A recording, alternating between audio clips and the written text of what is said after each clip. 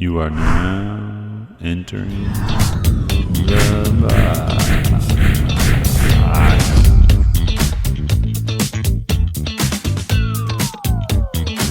Welcome back to Inside the Box. We got the man, the myth, the legend, Michael Thomas. Welcome back. Hey, thanks, Andrew. Appreciate you having me here. Yes, Michael Thomas, the man of many hats over here. Yeah. Got director of business relationships? Is that the official title at Express? It is, yeah. President of Central Illinois Customer Service Association. That's a mouthful. And are you doing any other boards right now? Yeah, Salvation Army. I'm still involved with the outlet, and then something in the works that when it goes through, if it goes through, I'm going to have to make some hard decisions. I'm going to obviously stay with CILSA, but I'm going to have to kind of step back away from some other obligations to free myself up. So something coming up, TBD. Yeah. So, yeah. More to come on that. That's exciting. Well, it's good to have you back, man. You're Yeah. one of the have I had anybody on twice? Maybe for like some announcements or something. Yeah.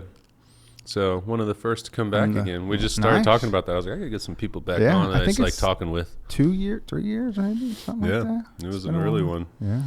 What's been happening, man? I know you just freaking won an award. Yeah, busy. Express has been good. Last year was good, so we're off to a good start, helping lots of companies and helping lots of people find work. And what was the award? Last year I finished in so Express has a sales structure for all the sales reps around the country. There's 960 offices.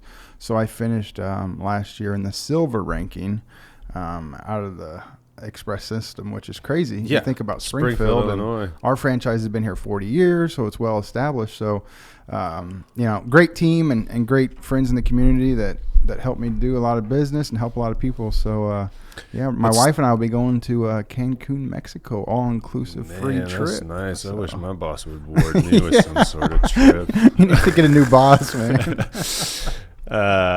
That's awesome, man. Mm-hmm. That's not the first time, right? This is the third time. Yeah, that's crazy. I've been with Express 8 years coming up this month, actually. And nice. Crazy enough, so I've finished in this status 3 different times. But I've been like in this top 60. So like a couple years I got real close and didn't finish, which really burns you up, like what could you do different? But then it just energizes me for the next year. Like, okay, I'm going to spend more time prospecting or, whatever it is. So yeah, it's fun. It's a challenge, always competing against myself. So yeah, it's pretty amazing too, because I'm sure compared to other markets, there's nowhere near like as many businesses or new business, right? Yeah, it's interesting. You think about New York or California or Texas, right? These large markets with lots of different enterprise. Even Chicago. I mean, you go up to the industrial park up in Chicago, it's night and day different compared to the business down here. So, yeah, it's cool, man. Do you think there's just like more competition with businesses like yours in those other cities potentially? Or? Definitely there is. I mean, even again, Chicago, for instance, there's 20 different, and let's say I actually just had a rep and an owner down from Elk Grove, Chicagoland area, and they were saying like there's 20 competitors in their town. Oh, wow. So definitely more competition. So even though there's more opportunity, it's kind of, you're in a kind of bigger pond. Yeah. So. Yeah. It's interesting. The more I learn about other markets, it's super competitive, not just, competing against other agencies, but pricing. Yeah. It's competitive, right? It's no longer the value or the service. It's, hey, what's it going to cost? Right. And if you can't compete with the cost, you can't play. So. Yeah. I've always thought about that with our business sometimes, like, okay, what if I wasn't in Springfield? Like, what if I was in a bigger area? Mm-hmm. Like, you know what I mean? Would I be making more? You know what I mean? But then I'm like, well, then you're kind of in a bigger pond, and then you got more bigger competition. Pond, you don't know if you can do it, so. And I think about those larger markets, it has to be harder to maintain the relationships, right? Springfield seems like just that right size of area where it's like a big, small city. And we have a great chamber and other, CILSA and Local First and these other networking events and organizations that bring people together on a regular basis. And I talk to other reps in other markets, and they're like, yeah, our groups just aren't that active, and not all of them, obviously, but a few. So, yeah, it's interesting. I think about that too, because it's like we're like a big small town. It feels like it's just amazing for how big the area is when you look at like Chatham, Sherman, Rochester, geographically. Yeah, it's basically all one town. Right.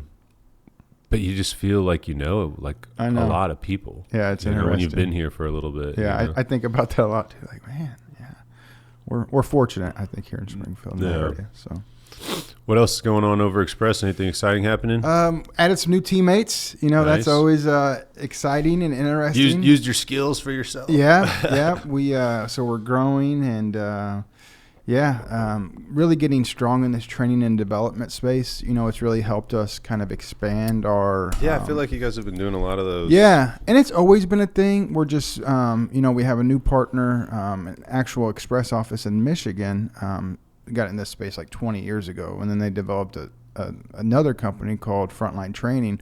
Will Express headquarters absorb that company. Nice. So now all the Express franchises get to offer this training, and I mean it's top-notch stuff, right? And like there's one coming up in May on burnout, and it's like, everybody's kind of interested in that in some degree, whether they're experiencing it themselves, they just came out of it, or they have teammates experiencing it. So it's really allowed us to deepen some relationships with companies that we've served for a while, and then have access to some other companies because maybe they don't have a staffing need today, but everyone's kind of interested in training and development. So. Yeah. So anybody that's a client can basically... Yeah. So most of them are complimentary. We're hosting some on site at our office where it's like a watch party, and we're facilitating some questions and answers and provide lunch and, a little bit of networking opportunity. But primarily, you're able to access it from your workstation, your phone, just kind of on your own time. And the good thing about them, there's an archive. So if you miss one and you can't get to it that day, I can provide that to you at a later date, and you can watch that. Yeah, that's awesome. Yeah, I think I did one of them, one of the early ones. You came to the office. Yeah, I can't remember what the topic might have been. Culture, maybe? I don't remember. Yeah. But yeah, no, that's great. Yeah, we usually have 30 or 40 business leaders in the office. It's not a huge space, right? But I think that's a good enough number where you get some good conversation going and kind of get some best practices shared and stuff. So it's interesting, as we bring these people together from different industries, we're all experiencing the same challenges, the same wins, the same, just because your industry is different, we're all kind of experiencing the same kind of stuff. So. Yeah. Well, I remember that Local First event there a while ago, and I think one of your owners, I think, talked. What's her Kayla name? Edwards. Kayla, yeah. She talked, and it was... And there was just good, I feel like, kind of people talking. It was just interesting. Everybody was kind of dealing with the same thing during that conversation. Yeah. I think it was about like finding people. Like the vanishing workforce, maybe? Yeah, there you go. Yeah. That was a good one. It was a good little conversation. Yeah, it's interesting. A lot of people that just don't know, they come up with these answers, or they see a buzzword on the internet, right? Like, well, people don't want to work. Well, all of us have bills and have to work. I mean, really, people are figuring out different ways to supplement, right? The gig economy is hot right now. And, people, the way they look at traditional work has changed, and it may never go back, right? They're not excited about the 40 plus hours a week. They want to figure out how to do 30 and, open up more of their lives. So just the way people look at work has definitely changed. And, when I was growing up, when you're growing, benefits were a thing, and you heard about people staying with companies 20 plus years, and that's not the thing anymore. The national average, and this is a little outdated from new data, but it's like 3 years national average for people to stay in a job. So especially younger generations. Yes, I think that age was 22 to 30 or something, right? And so you think about that and compare that to 20 years ago, that wasn't a thing. So. Yeah, you really have to think about like providing a space that people enjoy being at, that they just don't want to leave. Yeah, they have to be excited about coming to work. And, companies are, some of the companies I'm working with are getting better about really customizing and being flexible with their offerings, right? It used to just kind of be blanket policy. This is our PTO package. And, now they're incorporating and introducing a gym membership, or, here's X amount of dollars a month for your child care, and, all these things that make them attractive, right? Because that speaks to someone that has that kind of need or needs that. So, it felt really good when we just had a team member leave for family, but also she wanted to get out of Illinois, and she just left. But before she left, she was just telling me how much she loved working here, and that she like just telling me I was a great boss and all this stuff. And it's funny because when you own a company, you don't have anybody above you like giving you like good job, you're doing great. Attaboy. So when your team tells you that, like it's almost like it's your boss. You know what I mean? It's like it's almost like it's your boss. Especially when it's in that situation, right? Because it's unfortunate you're losing a good team member, but she had nothing to gain or lose by, right? So you know she said whatever she wanted to. Could have gave you the finger and told you how, told you the truth, but that was the truth, right? She had nothing to lose or gain by sharing that information with you. So it feels good to know that she had a good experience here. Maybe she just wasn't here long enough. A couple more days, she would have changed her mind. But we were sad to lose her, but we had another good team member join. Actually, one of our team members has just joined us from Germany. Wow. Interesting. So that's pretty cool. That is really cool. She moved here a little while ago and got married and stuff and got her citizenship. And nice. Yeah, so her first job like in the States. Yeah. She's great, though. She's been doing a good job. Yeah. It feels like we're, it's been a delayed process, but I think for us internally and then other companies I talk with, the quality of candidates is beginning to increase. Feel better. Yeah. So, because there for a while, it was like, oh my gosh, you look at some of these candidates and, the work history, the skill sets. Yeah. So it's hard for me because like we get like, we just hired for a position and we got a ton of applicants. And there's so many people applying with just no relevant experience, but you just know that they want to do the job and you like want to give them a chance. But at the same time, like I need someone that can come in here and do this. Yeah. You know what I mean? What's that ramp up time look like? Right. That's what I like you. I appreciate and respect the ambition, right? Like, okay, you've been a cook. Now you want to be a social media creator. So I appreciate and respect that ambition, but sometimes the candidates don't recognize, like, I don't have 2 years to invest in your development, right? Like, I'm going to invest 90 days and really help you hit the ground running, but I can't hold your hand for 2 years and train you all the basics, right? So, and I'm open to, I don't care if you've done the job before. I just want to see that you know how to do it. Yeah. So my advice to anybody in that position, like, just create stuff and build a portfolio, right? Because if those same people were sending me a portfolio that's like, look, here's stuff I've made, I can do this, even if it's just them making videos doing whatever, that speaks louder than anything. Right? They're proven, they have a concept, they've been able to execute on what you need them to do. And I literally, I don't think it was in this last posting, but we used to have it in their standard that's just like, I don't care if you have any college. Like, it doesn't matter to me at all. Yeah. It's just, if you can do it, if you can show me that you know about it, if you could talk about it, if you have the information, the knowledge around whatever position it is,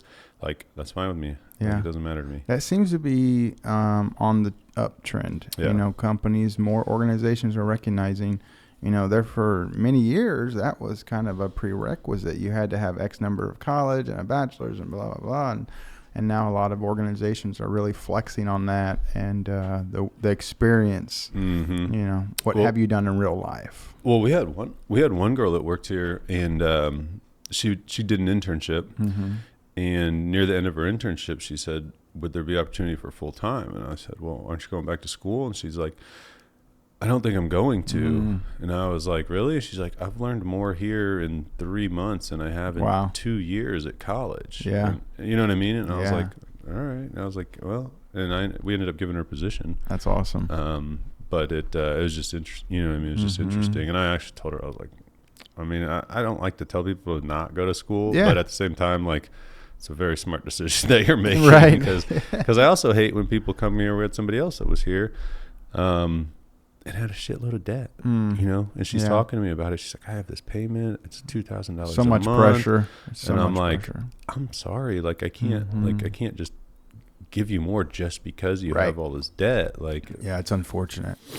And I don't think people, realize what they're going into. Yeah, it's unfortunate. We also meet candidates in that space, and they think because of that debt they are obligated to make a certain amount of money, and it's like, but your skills and experience don't warrant that. Mm-hmm. You might be able to get there, but it's going to take you 3 or 5 years, right, to get there. And it's unfortunate to have that much debt looming and that extra pressure of life, right? Because we all have bills and obligations, but so I get that. Yeah, we actually were just having a conversation the other day, and this is an idea I've had for a while. But I was talking about, like, man, what if we had like a Upox University, and it was literally just like a training program that, like, we structure it. Each person, the group that we have, we keep it limited, like maybe 5 to 10 people. They work with one of our team for like a week, and then they work with another one of our team members for a week, and another one of our team members for a week. And they're not necessarily like, they don't have to pay to do it, but maybe they get like, maybe we go to businesses like, hey, we have this program.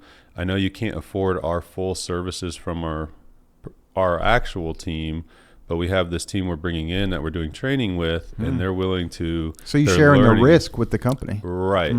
So if you can, something that, maybe costs regularly $3,000 a month, maybe only costs them $1,000. Sure. Yeah. That's attractive. Yeah. And then you can take like a piece of that to give back to the people doing it. Yeah, doing the actual work. Yeah. Huh.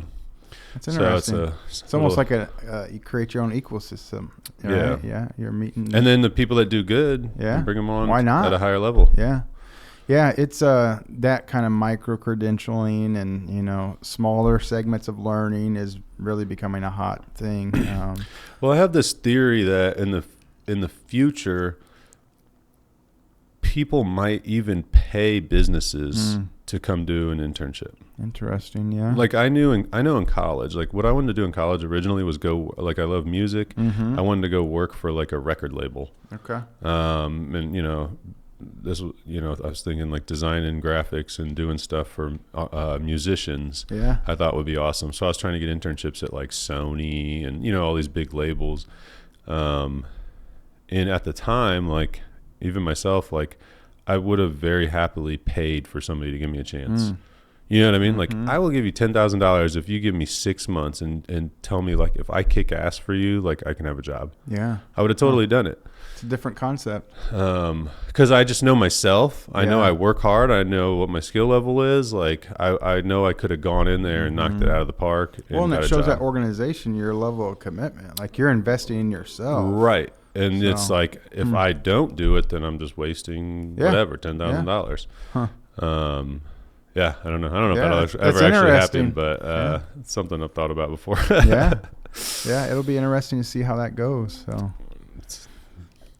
Express has a, so for a lot of the applicants that we meet, there's an Express University. And you don't get a degree or a diploma or anything, but you get a certificate saying you completed X number of hours in this space. And so kind of the same. Yeah, so concept. It's like introduction to Microsoft or warehouse safety, right? And what the design with that is, an individual like we talked about earlier that may be in the food services and is looking to transition to a more manufacturing setting or something. They get an introduction to that, right? Yeah. And then we're able to share that with the company. And Andrew doesn't have experience, but he did do A, B, and C on his own time. And perfect. These are his scores. And is that an online training? It is, yeah. And once an applicant's active in our database, they have access to that. Nice. So it's been interesting to see the ones that do that, and really put the effort forth, and it pays off, right? Yeah. Because it shows their initiative. Yeah, basically the same concept. Yeah, that's great. Yeah. Yeah, I guess with that being said, you could even have like an online thing where to vet people, like if we were doing it like vetting people before they actually come in here, like, all right, well, you got to complete all this first. Yeah. So if you do that, then you shows how serious you are. Yeah. Because you don't know, like you don't want to waste your time either. Right. That's my biggest thing is like, what's this going to cost us? Are we going to waste our time? Yeah. Like, time and money, man. It's hard to get those back. Yeah. And we run, we run pretty tight as it is, you know what Sure. I mean? So it's hard to dedicate like extra time to something random like that, a random idea, without investing in either more people or whatever it may be. But I think it'd be fun. Actually, I like the idea. At one point, I even thought about being a teacher. Really? Like just teaching the stuff I know with graphic design or video or whatever. I don't know. I just love sharing knowledge, working, you know, with kids and stuff like that. It's a lot of fun. Even now, like coaching my kids' teams. Like I don't know how to play. I don't know anything about soccer. Like I played for like 1 year when I was like 7. You know what I mean? But it's rewarding. And fulfilling. And they love it. And you know, with the kids that young, and now when they get older, obviously I'm probably not the guy to coach you. Sure. But when they're that young, it's just basics and stuff, you know, so it's a lot of fun. Well, I think the best thing about being a teacher or a coach is you only have to have those kids for a short period of time, then they go back somewhere else, right? Right. Well, and then I go into you know, like I went into their school, like they do this thing where the parents come and like read books to the class. Oh, yeah. So like I'll go in there and I'm walking through the halls and the kids are like, Coach, what are you doing here? You know what I mean? And I was like, oh, this is cool. Because it's, you know, we're in Sherman. It's a pretty small town. Sure. So, yeah. But yeah, it's a lot of fun. Super rewarding too once it clicks with the kids. Yeah, like on you things see you're them trying get to teach it. them. Yeah, for sure. Yeah, we did. We had soccer practice last night actually, and they had their first game and freaking kicked butt. It was awesome. Nice. Yeah, that makes you feel good. Yeah, for sure. Last year I coached. We tried to get my son. It would have been it was his first sport. Yeah. So my wife and I coached the soccer team. My youngest son, and he wouldn't play at all. He played for like 2 minutes in one game, and I was like, "What are we doing? I'm just coaching all these other kids. My kid's not even playing, dedicating my weekends." It was still a lot of fun though, but it was just funny. He wouldn't get out there. Probably a little young to throw him in there. I don't know. Yeah. But now on the flip side, we're coaching my daughter's team. We got her back in soccer, and he wants to come out there and play with them. You know what I mean? I'm like, Jesus. So kids, man. Yeah. Or something else. But he loves his sister, you know, and I think that's probably why he wants to go out there with her. Yeah, for sure. For sure. How 12 years? 12 years sober yesterday, man. Congratulations. Yeah, thank you. Appreciate That's awesome. it. Yeah, it's crazy. It's time's flown by, you know. It's definitely something to celebrate and appreciative and grateful and all those things, but you know, I think about the 15 or 16 years of struggle before that, right? Yeah. You know, so people see that and they're like, "Oh, you got 12 years." Yeah, but it took me 15 years of failing. Yeah. You know, before I was really truly and that's a long time to be just broken, man. I was broken. To be doing something and like get out of it. Yeah. You know? Yeah. You know, one thing I've been thinking a lot about is how important consistency is. Consistency with anything. You know, if you're consistent, you know, if you consistently wake up and work out, if you consistently show up for your kids and be with your kids and be present, if you're consistent at work and show up at work and work hard, like any of these things, if you're just consistent at it, even if you're not the best at it, if you're consistent, you're going to get better. You're going to get stronger. You're going to have a better relationship with your kids. You're going to do better at work. Yeah.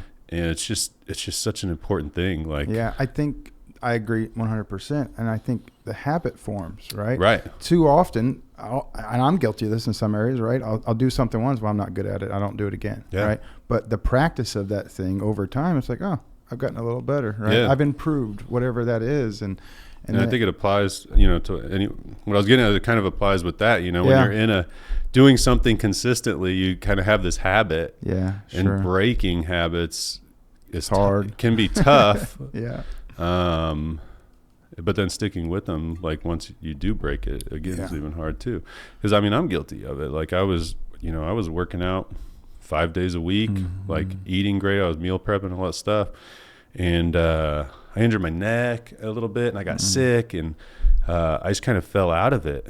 Yeah. And I'm still like trying to get back in it. So I'm like, you know, even this morning I woke up and I was like, oh gosh, you know what I mean? And it was just, I didn't get up. I didn't make myself go freaking work out. And I just am mad at myself all day. You know what I mean? Yeah. Then that internal dialogue begins, right? We start beating ourselves up a little bit. But it's, it's so important. What would you, it was funny this morning, actually. You posted yesterday or the day before, and then this morning, another buddy of mine, do you know Chad Slayton? I don't think so. He just posted that he's a year sober. Nice. And I was told him good congratulations, Yeah, all that stuff. That's awesome, man. But what would your biggest piece of advice for someone that's struggling with that to make that change, make that turn, get sober and stick with it? I know you gave God a lot of credit in your faith and all that stuff. Yeah, for me, I really had to get honest with myself, right? Growing up, drugs and alcohol did exactly what they were supposed to do. I had a lot of fun, saw a lot of cool stuff, chasing girls, all this stuff. Well, at some point, that stuff turned on me, right? Mm-hmm. And my life got real dark, and I didn't have the control I once did. So to get that level of honest is hard, right? Because for me, I would convince myself, well, it's going to be different eventually. Well, it did get different the other way, in the worst way, right? So I think the piece of advice is you got to get honest with yourself, right? Is this a problem in my life? And if it is, you got to seek some help. And that help, we're so fortunate in the world we live in today, that help can be a million different things, right? From therapy to rehab to whatever that might be for an individual. So I think it starts with the honesty. Yeah, I like that. Is there like free like rehab stuff and things you can go do, I imagine? So there's a lot of support stuff that's free. Okay. Most actual rehab facilities are, insurance or private pay and stuff like that. So yeah.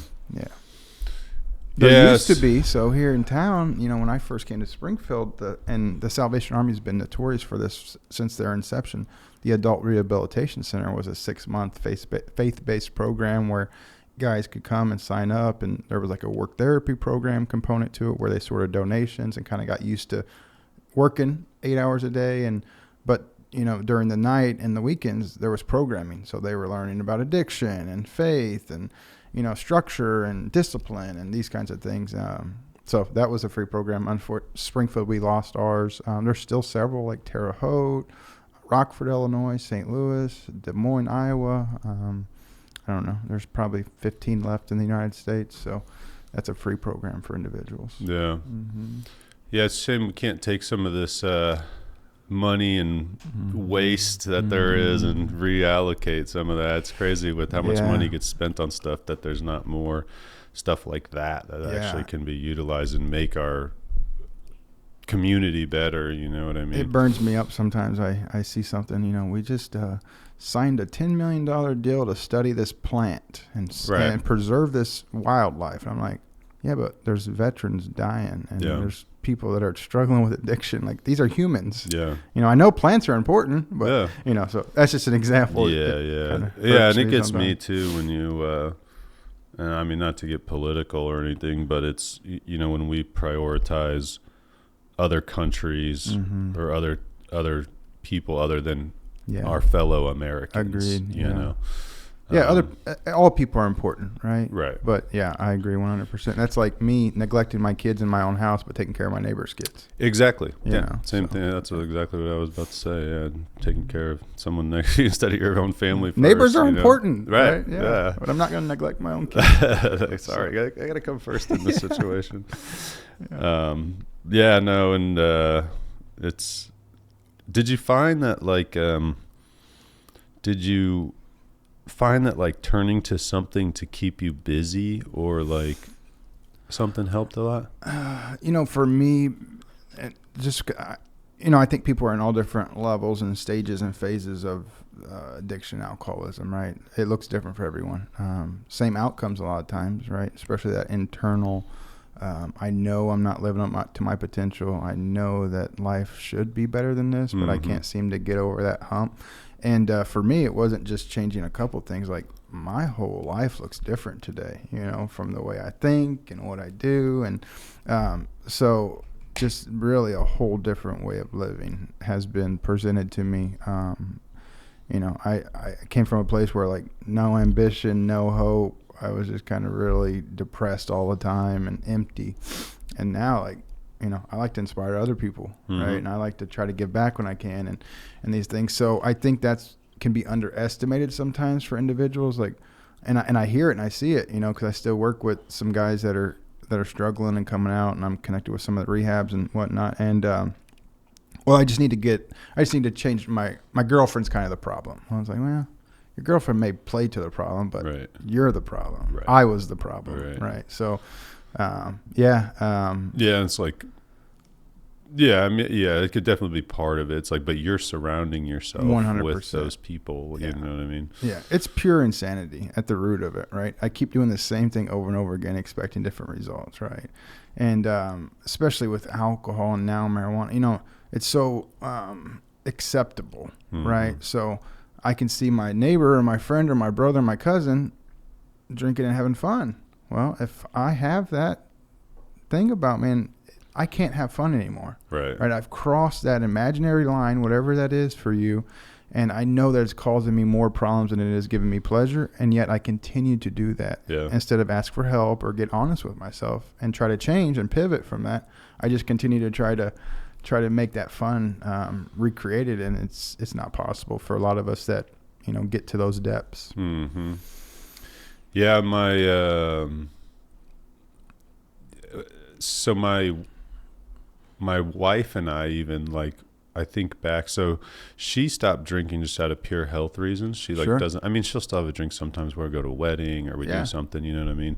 If we're doing something, if we're on vacation or something,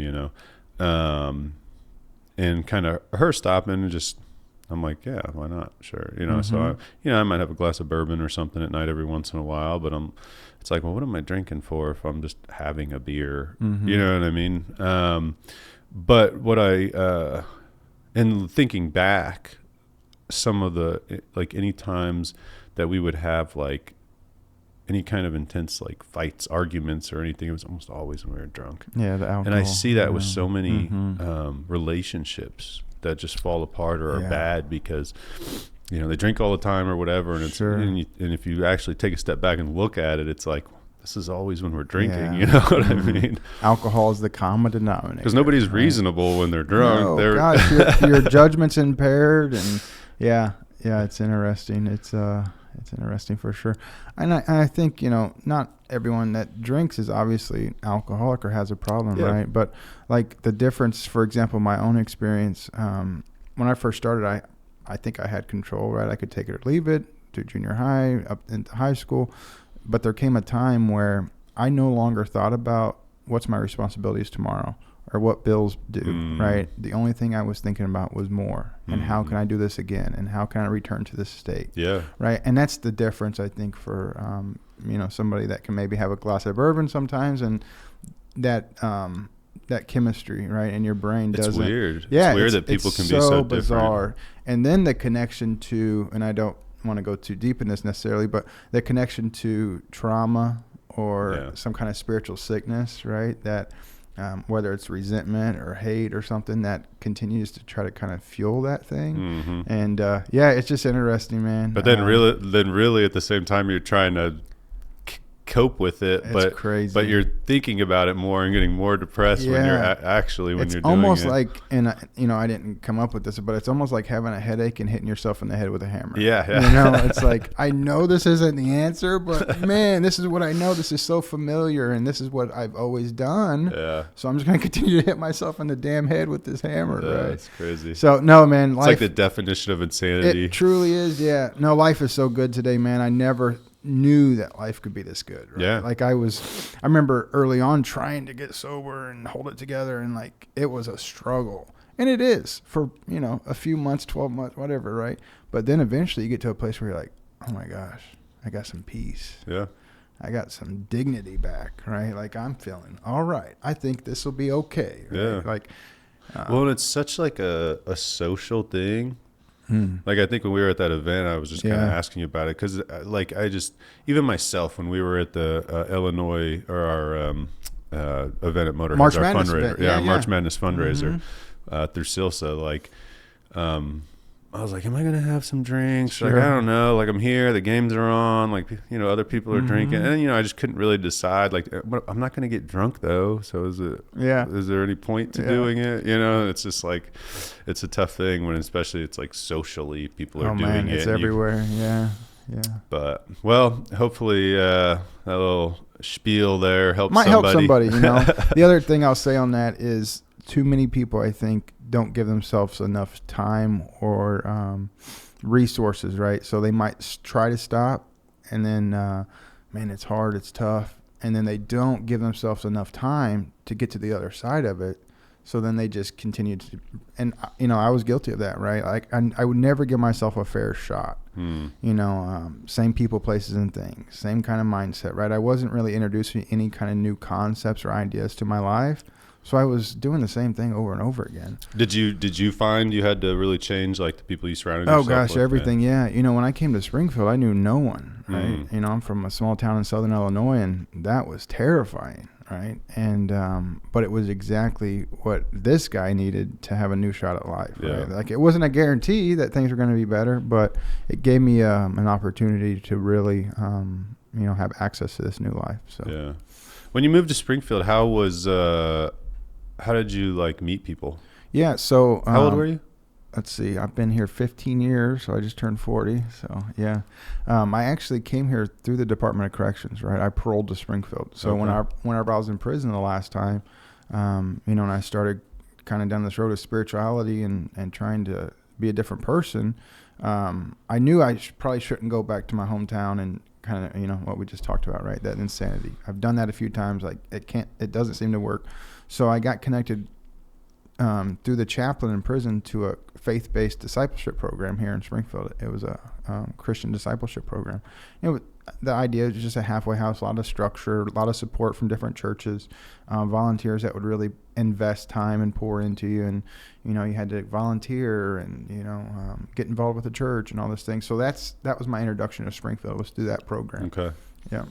Yeah, I always think about that. Like, not always, but I have thought about that. Like moving to a new town, like trying to meet people. It's just like got to be kind of just a weird thing when you're an adult. Yeah, it was super challenging, right? So not only did I not know anyone, I have these felonies. I don't have a driver's license. Right. I got this debt, and makes it even more challenging. My family's not super happy with me, right? Because I've been a knucklehead for the past makes decade. It probably even harder because you almost feel like I don't deserve to hang out with this person or talk to this person. It was the saving grace was that program, right? And those guys and gals just really poured into you and believed in you in a way where I never felt that loneliness. I guess they kept us busy, right? I'm volunteering at Hope Thrift. I'm going to the soup kitchen. I'm doing these things that are at the time not super interesting to me, but what it did over time was my character started to change, right? I started to care about other people.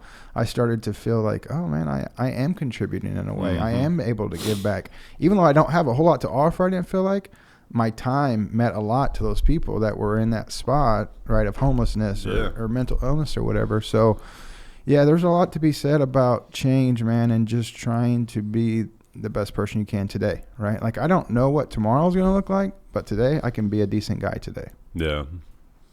Well, that's awesome, man. 12 years is amazing. Thanks, man. I definitely, I've never like, I don't know. I guess, what am I trying to say? Like, I could see totally how easy it could be to be addicted to something. Luckily, I'm like able to be like, what are you doing? Like, stop doing that. You know what I mean? Sure. But even just like sugar. Oh gosh, yeah. You know what I mean? Like I didn't eat I didn't eat like sweets. I mean, there's still sugar in some of the stuff I had, but I didn't eat like sweets for a month. One of the hardest things I've ever had to do. Headache, all that like stuff. Look at it, look at a, like after you eat, you kind of crave something sweet, like look at a piece of candy or something and just be like, nope, I'm not eating that. And and then I just think of like, when I was younger, obviously I've done drugs and drink and stuff like that. And I know the feeling that comes along with that and just can see like, God, I completely understand how people get addicted to this or that, and it's just crazy. Yeah. Yeah. Most people that are, stuck in the grips of addiction and alcoholism aren't bad people, right? They made some bad choices, a bunch of them sometimes, right? But yeah, that stuff can grab you, man. So yeah, I would just say anyone that's struggling, you're in a time where we're so fortunate to have all these resources and all these different avenues of help. So there is a way out. Yeah, you can do it. You can do it. That's awesome, man. Man, I got our CILSA flyer here. I think we should let people know about this. Yeah, we got Debbie Patterson coming. Debbie Peterson, in conjunction with LeaderCast, the Scooch Project, coming up on May 8th. May 8th, Real Life Church. Yeah, it'll be 8 a.m. to 1 p.m. Anyone that's listening that's ever experienced Steve Thomas, he's been around for a long time, does a lot of speaking and training and workshops and whatnot. So CILSA's fortunate to be able to partner with Steve and the Scooch Project this year. And Debbie's a national renowned speaker, has traveled the country, and the Readiness Reset. I think, quick little blurb here. Debbie Peterson is a leadership readiness expert who helps organizations keep and grow the leaders they're counting on next. Her signature keynote, the Readiness Reset, delivers clarity-driven strategies that cut through noise, fuel engagement, and drive leadership that lasts at every level. So she is in person. Yes. And then there's also a whole... Yeah, like a simulcast. So Patrick Lencioni, who's a world-renowned author and trainer, ideal team player, and the Table Group. He's got all kinds of different accolades. And let's see, Stanley, I can't remember. But they always do Andy Stanley. Yeah. They always do a great job and have these phenomenal speakers. I went last year. I can't remember his name. Savannah Bananas. Oh, yeah. I don't remember his name either. The yellow guy, yeah. He did awesome, just kind of telling a story and painting the picture of branding and building a business and entertainment, right? So, Yeah, he's interesting to listen to. Yeah. I've listened to him on some different reels and stuff like that. The other thing I always appreciate about Steve and LeaderCast and the Scooch Project, they always have a component where they're going to give back, right? So like last year, it was we brought food and donation items for, I think it was Compass for Kids, or maybe it was Minnie O'Brien, and I don't know who the organization is this year that's going to. But there's always that kind of component, right, where they're trying to give back and help support an organization in need. So. Yeah, that's awesome. Yeah, I love that. Yeah, I'm excited. Should be a great event. Yeah. Yeah, anybody that wants to come out, come check it out. Again, May 8th at the Real Life Church, 8 a.m. Debbie starts at 8:20. Yeah. I really intended to bring you some mushrooms. Yeah. Dude, I know. I love hunting for those damn things. It's like, I just like trying, I always like the Where's Waldo books when I was a kid, stuff like that. And I never really did it, but when I started dating Jessica, her mom would always go do it. Okay. So I'd go out with her mom all the time and go look for them. We've kind of just ran out of good places to go because we used to have a couple around here, and then for whatever reason we can't go to them anymore. A good spots, man. It's like gold this time of year, right? Because that's the difference maker. You can walk a timber and not find anything if it's not a good spot, right? And it's all about having the right trees that produce the mushrooms. You know? And I've been fortunate. I have like a couple small patches of woods that produce, and so I think I found about 175 this year. Oh, wow. Not at once, but like 30, 50, 20. So it's been a good year. So do you ever take your daughter out? I do. Yeah. She's, her eyes are a lot better than mine. Low to right? the And ground. she's lower to the ground. She's 7. So yeah, the only thing that, ticks are bad. I know. Right? I hate that. And the thorns sometimes. And ticks are a pain in the ass. They are, man. I take my dog, we'll go to the park out there by Sherman. Oh, yeah. Carpenter Park. Yeah. Beautiful. Yeah. I love that park. Yeah. It's like you're not even in frickin' Springfield. I know. But if I take my dog, she always has ticks on her. And then you're freaking out. You're like checking yourself for ticks. I got long hair. Amazingly, they're usually not on me or our kids. Just the dog, but the dog, God, they're freaking all over her. We keep her hair pretty short, so and she's real light, so it's luckily easy to see them. Yeah. And we give her the tick pill or whatever. Tick and flea stuff, yeah. I sprayed myself this year with some stuff I got at the store, that's supposed to be repellent. I still had 4 on me. Really? So.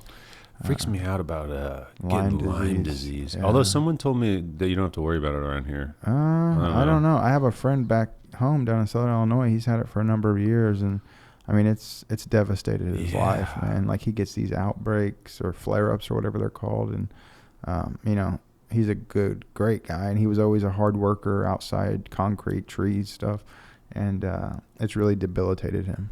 Yeah, yeah, that freaks me out because you just don't know. You don't know. But I love it too. Obviously I want to find mushrooms, but something about just being out in the woods, being in nature, you know, kind of whatever you're dealing with, problems, stress wise, kind of just go to the wayside, and it's there's some freedom in that. Yeah, but my boys have been super interested in like hiking. Nice. The first like nice day we got this year, I took them to Carpenter Park. That was and there you go. Took the dog and we went. The wife and daughter were doing something with her cheerleading. I think they were out of town or something, and I took them out there and we just walked through the woods and they loved it. They're like, when can we go hiking again? Yeah. It's interesting too. Like when we did our 3-week road trip last year in the summer, we went to Yellowstone. That's right. Yeah, I remember that. And my oldest son is kind of he's real careful and kind of gets nervous about things. But when we were out there, just seeing him open up. Being able to relax. And be more brave about stuff. Wow. Like we were standing up on this lookout and we saw some people go down these rocks that were really steep. Okay. To get down to like the water. And he's like, Daddy, can we go down there? And I'm like, are you sure you want to? It's gonna be hard, like climbing down those. He's like, yeah, let's do it. And we started doing it, and he got nervous, like trying to go down them because once you're doing it, it's like a little more intimidating. And I just looked at him and I said, look at me. I said, I'm not gonna let anything happen to you. If you do exactly what I say, you're gonna be just fine. Wow. And he climbed down this freaking rock face, and we got down there, and he was so excited. That's like we were by a big waterfall, and got pictures and put our hands in the water and all that stuff. And then we had to climb up the rocks, which isn't as scary. But I had just seen him kind of just opening up, being a little more brave and stuff was really cool. So I got to try to get him out more. Actually, this weekend they have a Boy Scouts like camp out thing that it might rain, so I don't know if we're gonna do it or not. But have you guys ever went down to Shawnee National Forest? We haven't. I've been trying to get down there. We've been talking about doing that. Yeah. I mean, I've been down there. Yeah. But we haven't gone down there. Yeah, we haven't been in a number of years. But my wife and I used to get a cabin and spend 2 or 3 days down there hiking. Yeah. There's waterfalls, and it's kind of like you said about Carpenter Park. You forget you're in Illinois, really, because it's so beautiful. Yeah, it's amazing down there. I haven't been down there for a while though, but we're trying to do not as much like traveling, where expensive traveling, I should say, this year because we're going to go to Disney World next year, I think, which is obviously ridiculously expensive. Super expensive. So I'm like, well, if we can just do like, I still want to do some traveling, like. But if we can just do like some cheaper things, small trips, like closer or just weekend trips or something, and camp or stay somewhere cheap. Yeah, like we're kind of perfectly situated. Indy's not far away. They got that great children's museum over there. Children's museum. Chicago's not far away. St. Louis. So a lot of different options for sure. Yeah, so we'll see. But yeah, that's one area I was like, we should just go down there. They have a cool bike trail. That was like old train tracks down there. In that area, and we were going to do it a while ago when they were kids. We bought this whole like pull behind thing for the bikes and stuff, but we didn't end up doing it. We tried them in the pull behind. They were like freaking out, so we're like, all right, let's hold this off isn't going to work. But yeah, it looked really pretty too. Should we talk about the WOW Award? Yeah, so for sure. Central Illinois Customer Service Association.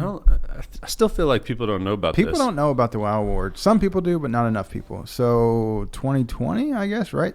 During COVID, we had talked about it for a while as a board, and we finally launched it. And now once a quarter, we open it up. Anyone can be recognized, right? Like you've nominated people. I've nominated people. One of your guys won, Steve out at Lowe's. Yeah. So, if somebody's given you a great experience, delivered awesome customer service, nominate them. We want to hear about it, right? We want to celebrate those people. That's what it comes down to. Even if they don't win the actual award, they get recognition. So we have a board member, Julie Davis, that her and Sarah and the team, they put together a certificate and they get a nice write-up letting them know, hey, we see you, keep doing awesome. And it continues to grow. Well, it's really a great idea. I wasn't there when you guys came up with it, so kudos to you guys. Julie gets a lot of credit. Yeah, Julie, yeah, she runs that whole thing, so for sure. But it, you look at some of these people that win it, and I mean, anybody can win it. It doesn't matter where you work or what. I mean, people from, McDonald's, what's her name? McDonald's. Bernadette gets nominated all the time. She's so awesome. McDonald's on 6th Street. Everybody probably knows who it's crazy how many people know who she is. Oh my gosh. And she does, I mean, she gives you such a great experience, man. Like, I tell people, like, if you're having a bad day, go get a hamburger or a cup of coffee from McDonald's. Yeah. Bernadette will liven you up. Yeah, I mean, again, I nominated some from Lowe's, but people at bigger companies, it doesn't really matter. But some of these companies, you can just tell it's more impactful because they may never get any sort of recognition. Yeah, for sure. Either it's just not built into the system, or you know what I mean, they don't care, whatever it may be. But it's tough, like, when someone's giving you like an amazing experience. Like, just to give an example, so my Lowe's one that I did, this, but to the people watching, listening, I was trying to finish my son's bunk beds that I built him, and my daughter was going to be born, or no, my youngest son was going to be born, so I had to get these done to move rooms around. But anyway, I needed a piece of wood. I needed it cut to a certain size. I didn't have the time or the right tool to do it. And the guy, I wasn't getting help from a lot of people there. And one of them, I think it was a manager, he came, got me the wood, asked me what sizes I need, just helped me handle the whole thing to where I was able to leave, get home, stain the wood, sand it. And I was just able to get the job done. Yeah, he went above and beyond. Right. They didn't have to do any of that or cut multiple cuts and make it the right size and all this stuff.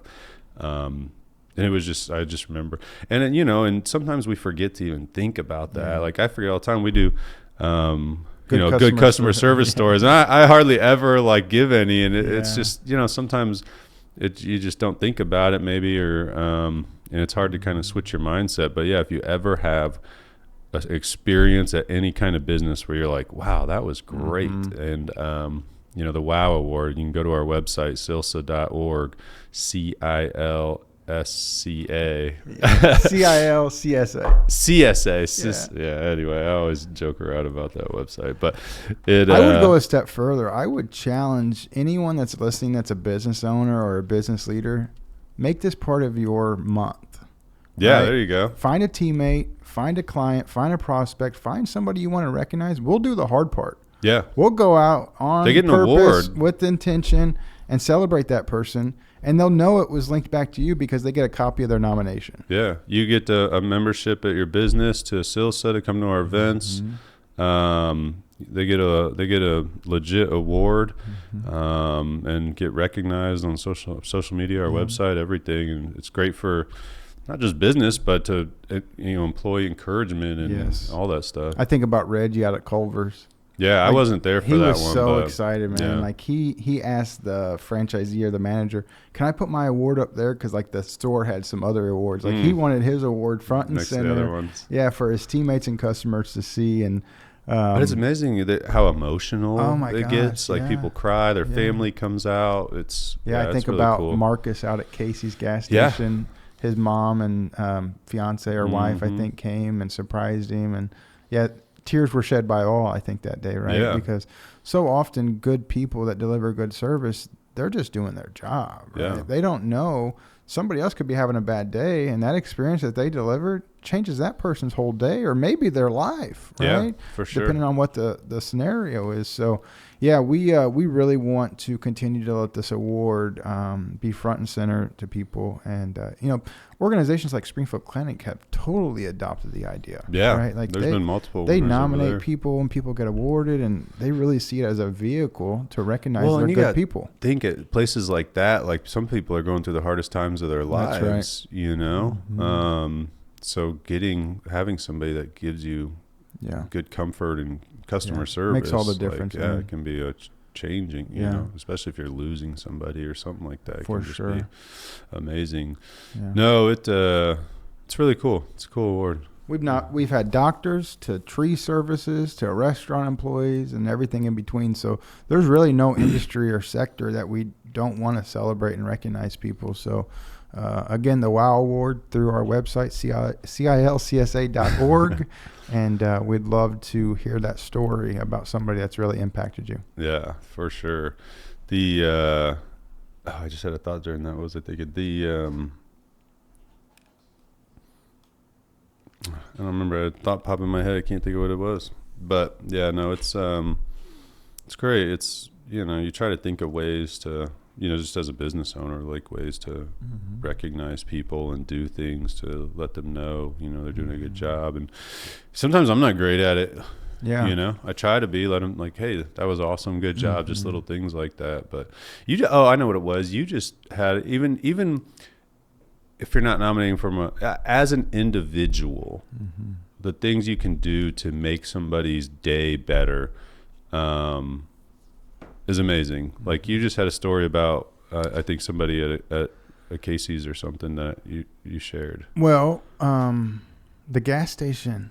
Yeah, gas station. I went to the Casey's gas station, and it was apparent that this gal was having a tough time. Like, there was a line of people. She was sweating. And like I was at Chipotle yesterday, and you could see the people behind the thing, the lines all along, and you could see it, and I'm like, oh, my God. It's very apparent. And the couple people in front of me, they were kind of giving her a hard time and, just kind of rude customers. And I just took the opportunity. I said, are you all right? And she kind of was taken back by it. And long story short, like her teammate was supposed to be there like 30 minutes ago to relieve her from her shift, and she was panicking because her child care provider or whoever had her kid is now over, and that's tough. Which is probably costing her money.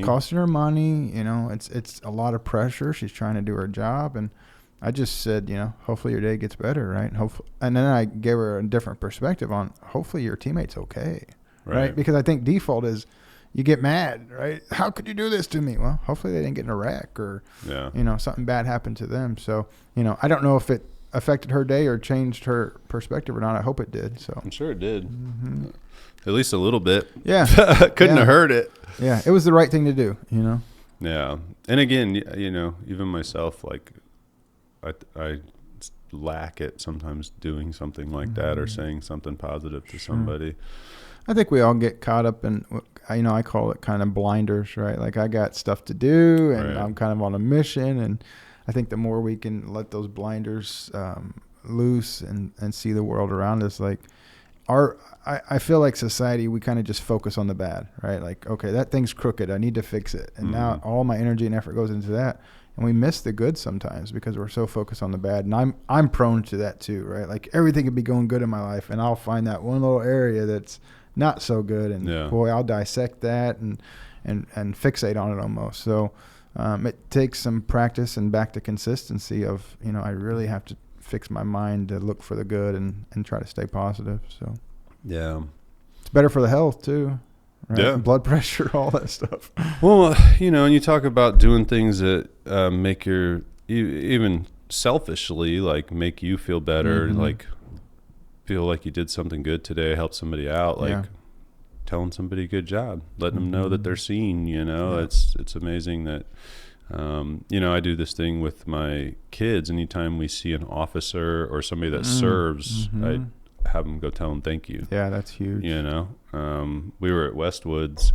What did we go to Westwoods for recently? For last day. Someone's last day, yeah.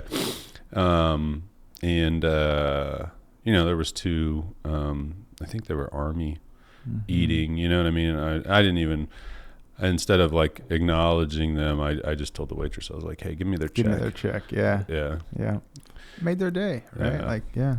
I think sometimes, especially in that space, it can become a thankless thing. Like they're dealing with so much negativity and have so much, bad press, and they suit up every day to go out to protect other people. Yeah. Right? Like, who does that? It's such a selfless way to live, and they don't get enough recognition. So good for you, man. Well, my brother-in-law is a police officer now, and there's a lot of people that really want to go against the police and give them shit all the time. But man, if you listen, like I get to hear about everything all the time that he has to deal with, and it's just like, oh my God, and about it. Maybe you've heard about it on other things, but when you have somebody in the family that you talk to regularly and you get to hear all the time of what's going on, this or that, it's just like, holy shit, like I can't believe you have to deal with that, man. It's just it's crazy. The other day he came across a 4-year-old walking down the street. Oh my gosh. No pants, no shoes. Oh my gosh. And I don't remember if it was a boy or a girl, picked him up and was trying to find whose where's house this kid belong to. Wow. Ended up finding the person, and the person's like, he's like, I got to write up a DCFS report, and he's like, and the lady's like, well, can you hurry up? I got company. Unbelievable. Like what? Unreal. And then somebody mutual that we know, I'm not going to put it out there, but he's been trying to adopt a kid for 4 years. Yes. Great guy. Yeah. Deserves the kid. Right. Yeah. And can't adopt a kid, and you got parents that just don't even. It's how'd that kid even get out? Yeah. Did they put him outside? It's crazy. It's just so sad, man. My wife and I talk about it. I'm like, man, if we were in a better position, I'll just adopt a bunch of kids or try to at least. It's just it's sad. It's real and sad. And then my wife knows a couple people at DCFS, and they just talk about like, all the kids that are like in between different things, and you know what I mean. They have to go to some home, and it's just so sad to hear about. It's heartbreaking, man. Those stories. So it's terrible. Thinking about the police, I get to do something pretty cool with the police and the fire through the city of Springfield. So 3 years ago, they approached me about doing mock interviews for the cadets that are going through the process to become police and fire. So kind of long story short, we just help them become more confident. We ask them scenario questions to see how they're going to answer, and really try to prep them and prepare them for that actual assessment through the state. It's one of the last steps in their process. And I tell you what, man, that's been super fulfilling and rewarding. I see the cadets sometimes out, and then I see them become officers, at a time. And so if you ever want to do that, we're always looking for people, and you don't, need a whole lot of hiring, and just really be able to talk to people. And the biggest value add for the individuals are the practice, but also the feedback, right? Hey, don't so much. Right. Hey, put your hands under the table when you go to this actual thing. Hey, do some more practice. Find a family member or friend that can really give you some good criticism and practice this some more. But the cadets really appreciate it. And what it's done, Kate came up with this program. Kate's left the city now, but this training program, what it's done is it's helped that improve that process rate, right, for them to get accepted through. They had so many people failing that part, so they've shored up that gap. So, nice. Yeah, I'll send you some information on that. Yeah, I think you'd enjoy that. Yeah, that's awesome. Yeah, it's always nice to do things when we can. We've done I've tried to do a lot more this year, just kind of in celebration of our 10-year, just sponsoring things and giving back, and just, on some different things. It's just tough, like as a business owner, like trying to decide, like, where to put money, and, can I do that? Can I sponsor that? You know what I mean? Like you want to. So many good things, so many good opportunities. Yeah, and you just get asked by everybody. We get for inundated. I can't imagine. Yeah. I just did the United Way, like 365 program, where you like donate every day or whatever. United Way is great. Cool. I love the United Way because they do so much good and are connected to so many other organizations that even if we worked as hard as we couldn't do as much good as fast as they do, right? So, yeah, we're big components of that. And we really had to begin to... And I didn't realize that. Yeah. Like I had someone from the United Way on the podcast, and I learned a lot more than I thought. A lot of people don't know what all they do. Internally at Express, we had to adopt a program where once a year we really look at where we're going to spend some money, where are we going to invest, and we make that decision ahead of time, because otherwise it's just too much, right? And then you might neglect something that you really want to do because you made a decision on the fly. So anyone that's approaching us, we'll just let them know, hey, thanks for the thanks for the option and to be considered. We make these decisions at this time every year. Love to revisit this, and then you kind of get to see who's serious about it and who's not too. And we've got some good longstanding partnerships with different organizations that we've supported for years now. Yeah, so that's awesome, man. What's been one of your favorite like things like that you've been involved in? It's coming to I got two. So if you started watching this at the beginning, I'll share a little bit. So have you heard of Fishing Has No Boundaries? I don't think so. So Fishing Has No Boundaries is an organization here in town that offer an experience for disabled kids, right? So they partner with individuals like Spark and different homes where kids, don't get to fish on a regular basis. So once a year we have 40 boats and captains, and we take these kids out on Lake Springfield and let them fish for the day. Oh, cool. And then we do dinner and awards, and it's just a whole experience, right? So I'm in the process of kind of taking that organization over and becoming more of a leader there. So more details to come on that. So that one's super fulfilling.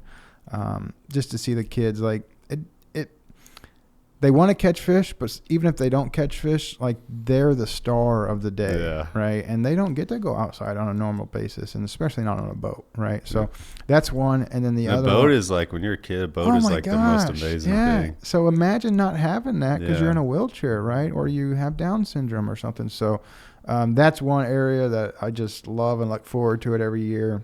That is cool. And then the other one, this is actually our 5th year through Express. We sponsor a mini therapy horse program with HSHS Children's Hospital. Yeah. So the last Wednesday of every month, we take the mini horses through the kids' hospital. And this is our last year doing it. I believe they've identified a new sponsor, but we've done it faithfully and have thoroughly enjoyed it for 5 years. And yeah, it's a long time. Oh, my gosh. You talk about the kids, the families, the staff, like, your teammates, whoever's there, like it's just a whole experience wrapped into one, because no matter what they're facing, seeing those horses, getting to interact with them, it just takes them away from that experience, from whatever they're facing for a moment. It takes them away from that and gives them a different experience. And it's been super, super rewarding. That's awesome. Where do the horses come from? Andra and Bill have a farm in Stonington. And that's what those horses do. So they're registered therapy horses. They go to children's hospitals, nursing homes, like Lincoln Prairie, places like that. And they're legit therapy horses. So that's their livelihood. That's what they do. And when we first started the program with those guys, they had 4 of them. And Bailey died and Winnie they got rid of. So we're down to Jasper and Oliver. And, Jasper's 14 and Oliver's 7, but they're fully grown and they're like 3 foot tall, right? They're miniature horses. I don't even know how old horses get. Well, these can grow to be 40 or 50 years old. Okay, wow. So which is crazy to think about. Crazy. But yeah, man, they're just so gentle, and some of the kids have never seen a horse, especially a miniature horse, especially in the hospital when they're getting operated on or struggling with some kind of disease or something. So yeah, that's been something that just is great. So we'll have to get you guys out there, man. I'd go out there before document it. Yeah, before the program, before we're done sponsoring it. So maybe like July, because I have some commitments with different organizations until then. But I think July is open, July 24th. That'd be awesome. So I'll loop you in on that. Sounds good, man. You'll definitely do that. Yeah, we've done some. We've worked with the Shriners. Oh yeah, I for saw a while, that. Yeah, and they've had us go down to the hospital a couple times, so seeing some of the videos. Gosh, and they do stuff such great work and do so much for the families, and got some cool testimonials too. Like one guy became a Shriner just because he wanted to, and then not even knowing. Like I think like a year, he was just in here. What, did you just film that one? It was like a year later or something. Like something happened with this kid and ended up having to. He was in need of. Yeah, he was in need of it, but he didn't even know. Like when he joined or whatever. Interesting. It was a. Another story. So Rusty, that's my director of operations. He's a Shriner, and he was telling me how one of the Shriners there, just passed away. I don't remember how old he said he was. He wasn't that old. He was like in his late 40s or early 50s or something. And he scheduled out a bunch of Facebook posts. Nice. I was like, oh, that's a cool idea. Huh. So there's like all these random posts that just come out that Even are though like, he's passed. He's passed. Wow. And it's like Tales from the Crypt or something, he called them. Interesting. And I was like, oh, that's an interesting idea. That is. That's creative. So just putting out like thoughts and memories and stuff. I was like, oh, that's so cool. You thought I was gone, but I'm still here. Yeah. Popping up in your timeline. I know. I was like, should I just schedule a bunch for like 80 years from now? But yeah, can't get rid of this guy. Still posting to social media. I'm sick of seeing him. Well, man, it's been awesome having you back on. Yeah, man, I appreciate the opportunity. Really love what you guys are doing at Ootbox, and love seeing you guys in the St. Patty's Day parade. I had my daughter with me, and I was like, I know that guy. Through triple XL. Yeah, I had to give the T-shirt on to someone else, unfortunately, but you gave me a new one. Yeah, so I appreciate that. And, yeah, no, that's always fun. We have a good time. God, it's a lot of freaking work, though. Gee. I bet. And then the time and commitment you guys give to the Customer Service Association, and I can say this proudly, we wouldn't be where we're at without your support and your team's support, helping us with our website and the content. So we just really value that partnership and appreciate your contribution. I know it's it's kind of one of those things. It's like you always just want to do more. Sure. Like I know there's like all kinds of more that we could be doing, and it's just you get frustrated, but there's only so much time and talent in a day, man. So. I know, and it's it'd be interesting just to have all the time to just do what, you know what I mean? Mm-hmm. Like if you could just have no distractions. well, and not have to worry about like money and bills and stuff. If you could just have all your time to do stuff to help, like what that would look like, you know what I mean? It'd be interesting. Yeah, for sure. All right. Well, again, congrats on 8 years at Express. Yeah, it's crazy. April's my sobriety month, my wedding anniversary, my work anniversary, all in April. Get it all knocked out. Get it all out of the way. A month of celebration. Yeah. Well, that's awesome, man. I appreciate all the work that you do being president. I was thinking about it before our meeting. I was like, man, Michael's been president for a while. I'm like, I wonder who would be. I was like, I don't think I would have the time to do it. You know what I mean? It's just a lot of work, and you got to be the person to make sure it gets done. And if someone's not doing something, pick up the slack and stuff. So we appreciate it. I recognize that. And, it's something that I don't think I could do at this point in time by any means. Well, because you said that, we're going to vote you in next year. Better wait. Give me another couple of years. We have a great team with the board. That's something I've always appreciated. Is when things need to get done, which is often, it's kind of all hands on deck, right? We figure it out. We're not scooching away from the challenge, and we get it done. So. Our summit, man, that was amazing. Just seeing everybody. Did it go flawless? Pretty flawless. I mean, there's a couple small things, but they were kind of out of our control. Oh my gosh! For something that large that we've never done, I just thought, man, this really went well. The signage, the build up, the promo, it was just interesting to see everybody really take their part and own it, and cool. Things that we haven't had to do from. Des had a play-by-play of planning everything out, and it's Amy. Everybody is like a multi-talented ninja. Yeah, and Amy Beadle, holy moly, she doesn't let any details fall through the cracks. Even our breakout speakers, with the exception of a couple of snafus, last-minute changes, I heard great things from our members and our guests about the content. And did a great job. So, it was awesome. So. Well, again, appreciate it, man. Yeah, thanks for having me. Thanks for watching, everybody. Definitely, if you're interested, I highly recommend coming out on May 8th to Real Life Church, 8 a.m. Going to be another great event. And get on our website, nominate people for that WOW Award. And we got other events coming up, too.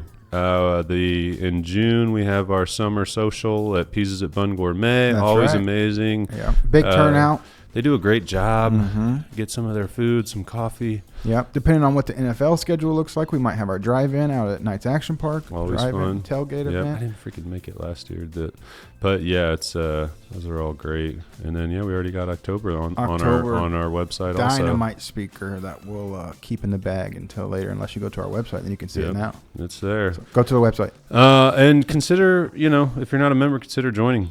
Yeah. It's amazing that all the money just goes back into these speakers, and we spend thousands of dollars on these speakers. Yeah, the value, the quality of the speakers, the networking and the member relationships that have came from CILSA are pretty phenomenal if you think about it. The crossovers and the business connections and just helping to make Springfield better, right? Yeah. So I've loved being part of it, and I'm glad to be. So. All right, Michael. Well, again, congratulations on all of that. Thank you. And until next time. All right, buddy. Appreciate it.